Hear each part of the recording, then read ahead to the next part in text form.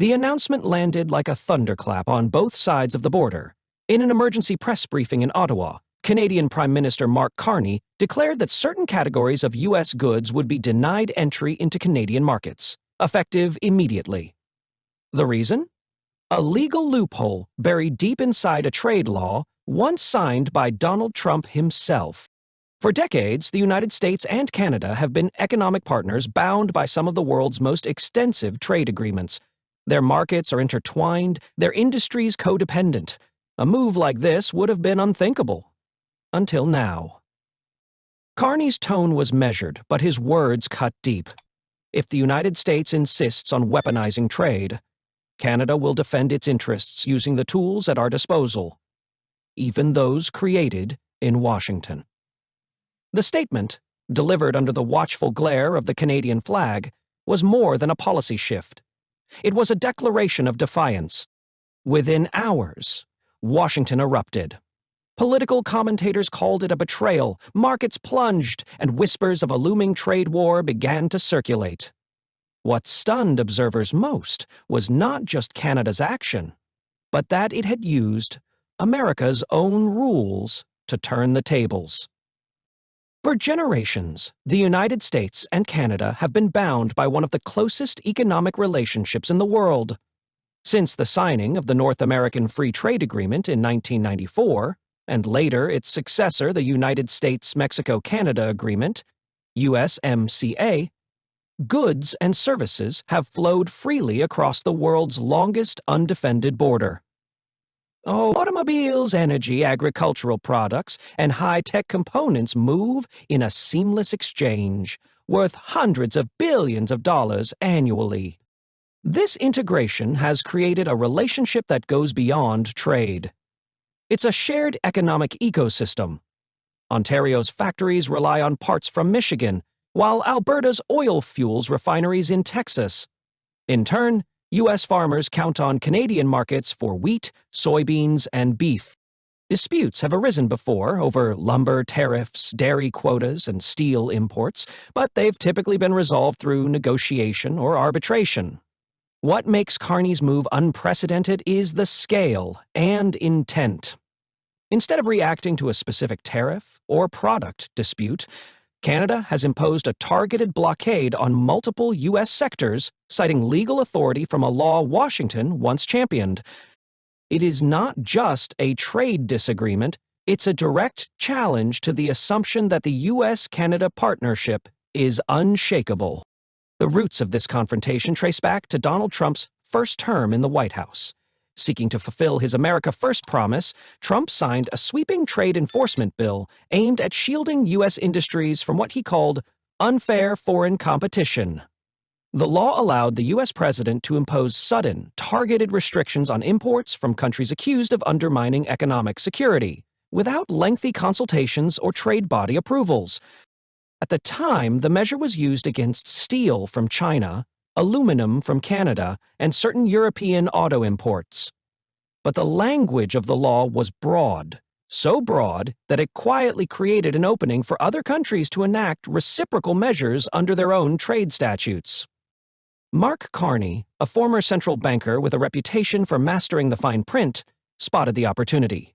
By invoking a rarely used Canadian trade safeguard that mirrored Trump's own legislation, Ottawa was able to legally block U.S. products in sectors ranging from agriculture to pharmaceuticals.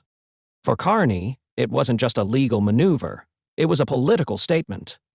If Washington could use economic tools as weapons, Canada could play by the same rules. And this time, the rulebook came straight from Trump's desk. Carney's counterpunch was as much about timing as it was about policy. The announcement came just days after the U.S. introduced new agricultural subsidies that Canadian officials argued would undercut their farmers in global markets. By striking now, Ottawa ensured maximum political and economic impact. Under the new measures, Canadian customs agents began turning away shipments of select U.S. goods at the border, including dairy products, certain grains, and processed pharmaceuticals, all on the grounds of economic security. The phrasing was a deliberate echo of Trump's own justifications when he wielded the law against other nations. Carney's government also introduced fast-track incentives for domestic producers to fill the gap, signaling that this was not a temporary protest, but a strategic pivot. Behind closed doors, officials stressed that the move was meant to restore balance in a relationship they saw as increasingly one-sided. The optics were unmistakable. Canada was not merely reacting to U.S. pressure, it was dictating the terms of engagement. For many Canadians, it was a rare moment of standing up to their much larger neighbor. For Washington, it was a startling reminder that even America's closest allies could turn its own playbook against it. In Washington, the backlash was immediate and intense.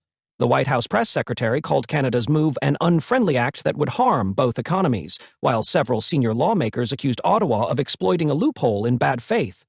Former President Donald Trump, speaking at a rally, dismissed Carney's action as a weak attempt by a weak leader, yet his tone betrayed a rare note of irritation. Behind closed doors, U.S. trade officials scrambled to assess the economic fallout. Preliminary reports warned that key agricultural states, already under pressure from global competition, could face heavy losses if Canada's blockade remained in place. Pharmaceutical companies, too, sounded alarms, noting that Canada was a critical export destination for certain U.S.-made medications. Retaliation plans quickly surfaced. Options under discussion included reinstating tariffs on Canadian aluminum and lumber, suspending joint energy projects, and freezing certain cross-border investment agreements. Some hawks even floated the idea of challenging Canada at the World Trade Organization, though advisors privately admitted Ottawa's case was likely airtight. For the first time in years, U.S. policymakers were forced to grapple with an uncomfortable reality. In the evolving world of trade politics, even America's closest friends were learning how to hit back, and hit hard.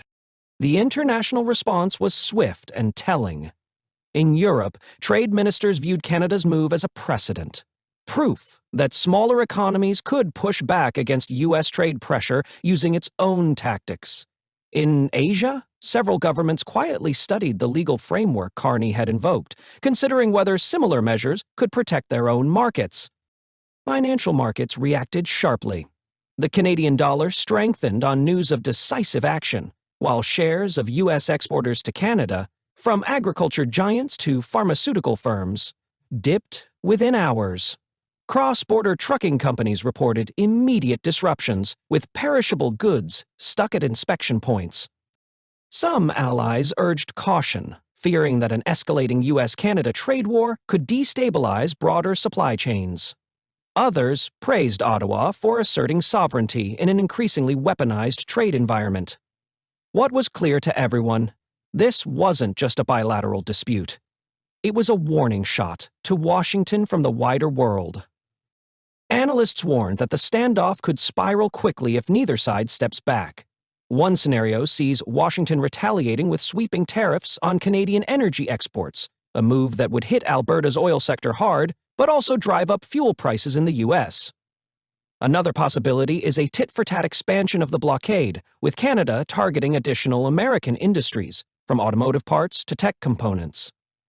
There's also the risk of political fallout spilling into security cooperation. Some in Washington have hinted at reviewing joint defense agreements like NORAD, a prospect that would have been unthinkable just months ago.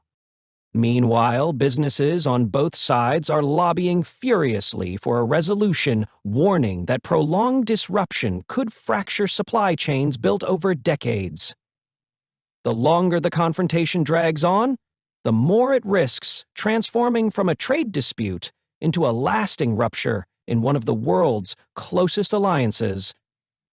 As tensions mount, both Ottawa and Washington face a critical choice: compromise or escalation. Each new statement from officials seems to harden positions, while markets and industries brace for impact. Behind the scenes, negotiators search for an off-ramp, but neither side wants to appear weak in the eyes of voters. For Carney, the move has galvanized domestic support, casting him as a leader willing to stand up to America's economic muscle. For the U.S., the confrontation is a reminder that even the closest allies can become adversaries when interests collide. Whether this ends in a negotiated truce or ignites a lasting trade war, one truth is clear. The rules of the game have changed, and Canada just proved it can play them, too.